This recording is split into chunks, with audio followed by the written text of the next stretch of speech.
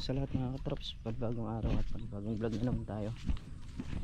Ayan o, pumuputik pa yung ating vinagrass cutter. So yan talagang hindi ko ubra. Di bali yung medyo tik-tik na ng konti, pwede natin grass cutterin. Pero pagka ganyang maputik talaga, eh may hirapan lang din tayo kasi sinasat-sat ko ng gusto yung pagga-grass cutter natin. Kaya kasi pinilay lang natin yung damo, wala rin kwenta. Kaya naman mas maganda kung masasat-sat ng gusto. So ayun, spray muna. Yun, doon sa may kalamansi dito.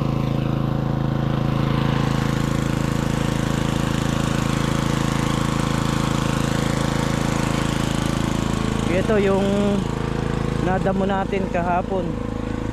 Ayan.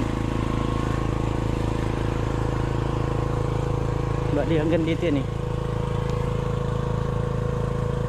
Ilang puno na ba ito? Isa, dalawa, tatlo, apat, lima, anim, pito, walo. Walong dayos.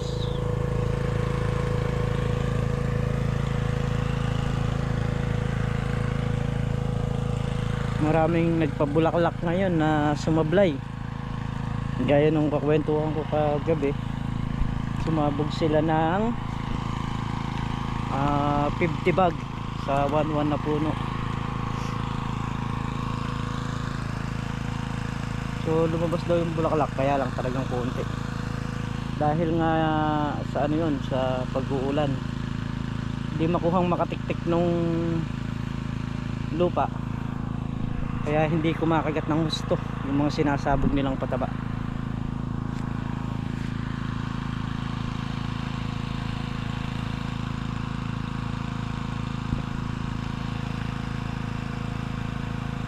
Ano na puno, sinasabugan na nila ng 50 sacks na pataba.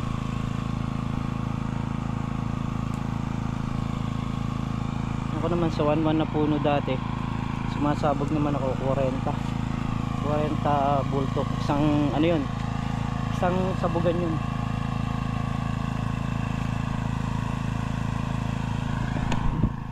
So itong mga bata na to, hindi pa pwedeng sabugan ng ganun. Ang pagsasabog kasi ng mga pataba, bali hindi naman siya agad malakas eh. Antabay ka lang. Kung sa pabunga ngayon sasabog ka ng 15, sa susunod na pabunga mo halos hindi naman lalayo doon, pero aangat ng konti. Tapos sa susunod hanggang sa tumaas. So ibig sabihin yung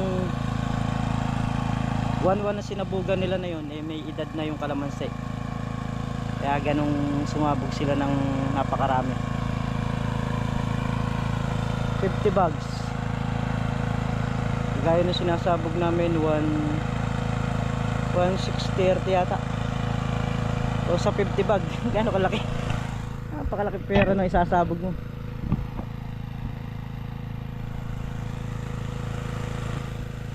Ito namang mga kalamansi dito, ayan o, mga nagsihabol na.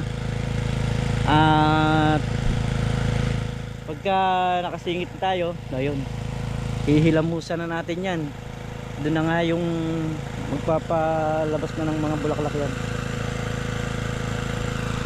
Wala pa eh oh. Sa mga kilikili ng kalamansi, ang lumalabas is talbos pa rin. So bata pa talaga, di pa niya kayang mapuwersa, kaya ganong ang nilalabas niya eh, talbos. Ayan. Ayan. Nagpapalabong lang siya niyan. Pagka malabong na yan, saka ganito na itsura ng dahon, yung ito. Ayan. Pwede na. Spray muna. Nakaka-traps. Putek. Sinubukan natin magbawas ng mga grass cutter dito, dahil nga puputik pa. Ayan, tinesting natin dito. So tatagay na natin to. Ilis ko lang itong hose. Kailangan kasi walang kalat, nagkalat na hose, kailangan dito tambak lang sa isang lugar para makasigurado tayo na hindi natin tamaan. So ito yun, tutupi muna natin.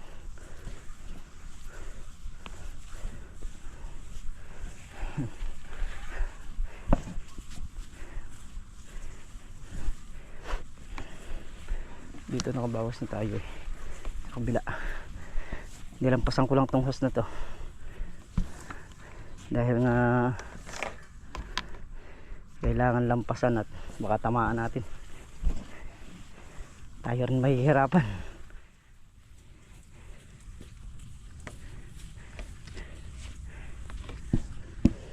Nakatatlong dahis na tayo, nakatraps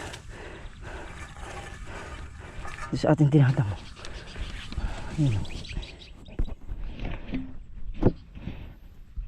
ang tapat na mas dito na daan. Babalikan ko pa yun. Pahinga lang natin ng konti yung grass cutter.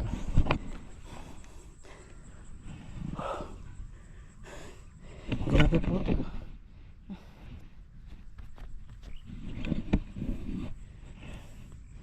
Ayan mga katraps, sali muna tayo ng gasolina. Tayo bibira na ulit dito sa ating dinadamuhan.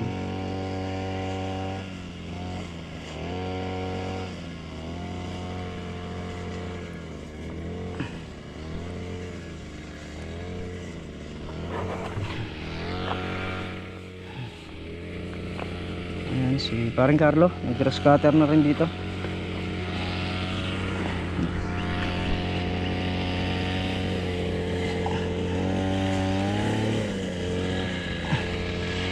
Ayan, tayo na, bibira na tayo.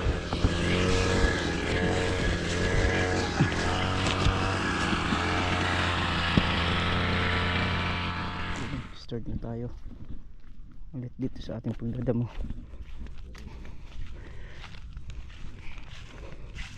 Pinahinga lang natin ng konti yung makina, tapos bira na ulit tayo.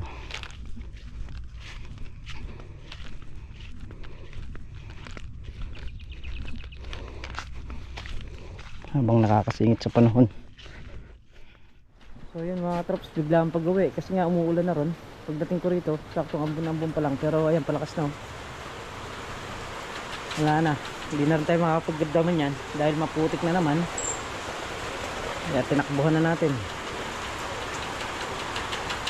Ayan, palakas na. So nakakasingit naman tayo kahit pa paano. At ano na, may kalahati na yung ating nag-grass cutter. Mga traps, dahil huminto yung ulan at bumalik nga tayo dito sa kubo. Putik na yan. Si paring Carlo, tinesting na mag-grass cutter dito sa may gilid. Ayan, ang ganda dun. Bukas na natin sisingitan yan. Bali yan eh, nandun na sa may tapat ng poste na yun. Doon na tayo mag-grass cutter. Baka sakali bukas ng umaga, pagka nakapag-start tayo mag-grass cutter nyan eh, may matira man yan talagang konti na lang. Tapos iikutan natin lahat, paikot, kag-grass cutter na rin para magandang tingnan, malinis. Kaya natin mag-grass cutter at nasingit tayo ng araw uli, i-sprayin ulit natin yan. I-spray tayo ng mga kalamansi dito naman sa taas. Gusto ko lang munang maagad muna yung damo bago ko siya sprayin para yung maninira walang pagtataguan sa baba.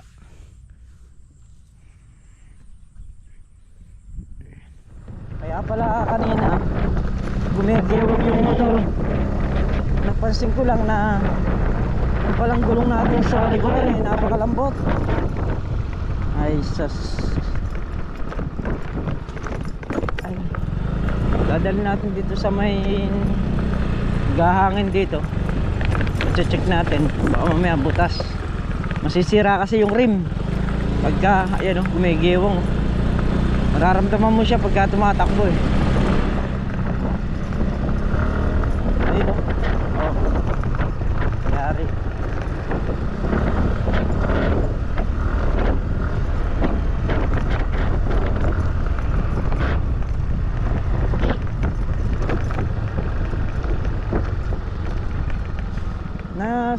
Nasilip ko lang nung pumarada tayo. At andun nga si paring Carlo. Ayan. May giwang.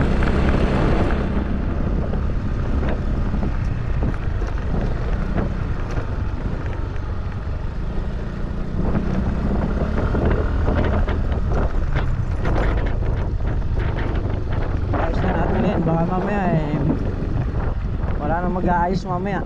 O wala nang maghahangin.